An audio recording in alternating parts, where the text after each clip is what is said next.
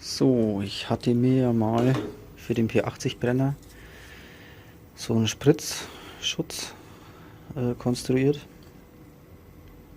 und dann der 3D gedruckt. Jetzt passt halt der bei meinem P60-Brenner nicht mehr und deswegen gibt es jetzt hier ein neues Teil, passend für den P60-Brenner. Also einfach hier drüber schieben, das hält jetzt eigentlich eh schon relativ gut, aber man kann es halt dann mit der Mutter noch ein bisschen, mit der Schraube ein bisschen festziehen. So auf der Höhe dann ungefähr. Das Teil, das werde ich auch wieder in der Videobeschreibung als Step oder so verlinken, falls sich es auch jemand drucken will. Ja. Hintergrund war folgender. Ich habe jetzt beim Schneiden immer festgestellt, dass vor allem wenn er einsticht, dass hier immer ziemlich viel Funken und ja, Metallspritzer, vor allem beim Einstechen, hinspritzeln. Und deswegen hatte ich halt jetzt den eben mit Klebeband da so provisorisch befestigt gehabt und habe auch schon einiges damit geschnitten gehabt. Also von der Temperatur her war es jetzt kein Problem.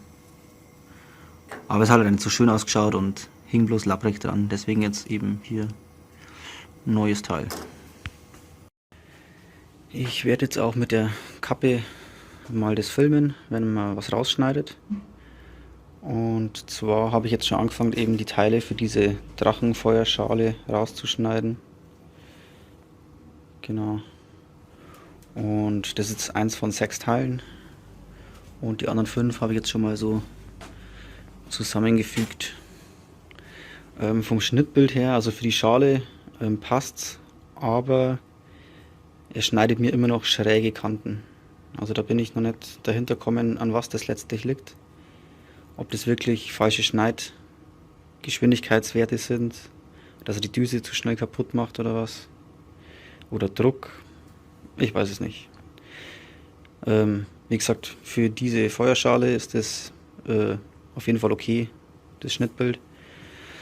Und deswegen werde ich da jetzt auch, während ich das rausschneide, nicht rumspielen. Aber ich werde natürlich versuchen, dann im Anschluss noch ein bisschen zu optimieren und schauen, wie ich dieses schräge Schnittbild in den Griff bekomme. Vielleicht noch kurz zu den Parametern.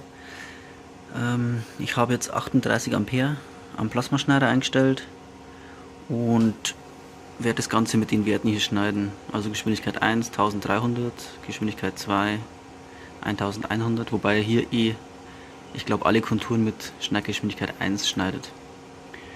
Schnitthöhe über THC 106 Volt, sollte auch irgendwie so 1 mm oder 2 mm sein.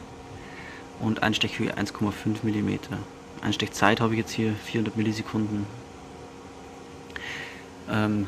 Zum Schneiden von diesen ganzen Löchern hier, da habe ich jetzt auch die Ohmig-Antastung deaktiviert, weil er doch so oft eben Wasser aufspritzt, dass diese Ohmig-Antastung, also zweimal ist es mir passiert, dass eben das Wasser, das Spritzelnde, zum Stopp geführt hat, weil er halt dachte, er ist schon Material. Deswegen werde ich hier mit dem Floating Head Switch das Material antasten, was jetzt auch hier bei 4 mm ja, kein Problem ist.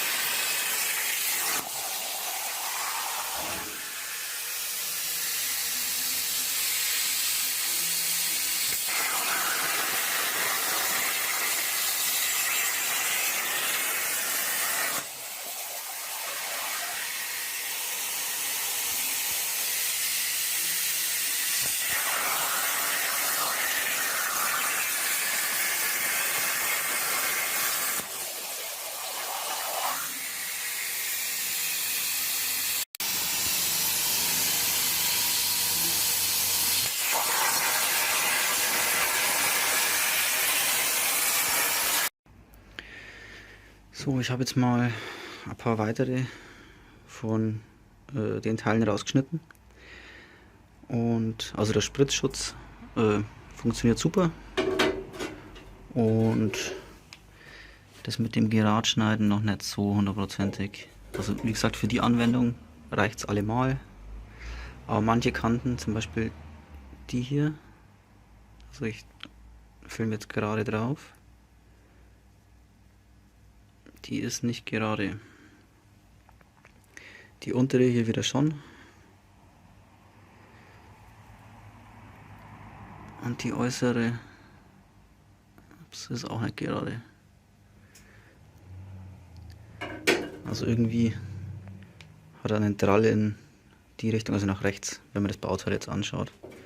Deswegen fällt es vielleicht auch bei der Kante hier nicht auf, weil das ja in Schnittrichtung liegen würde. Ja, und bei den mittleren Ausschnitten das gleiche. Da sieht man es vielleicht ein bisschen.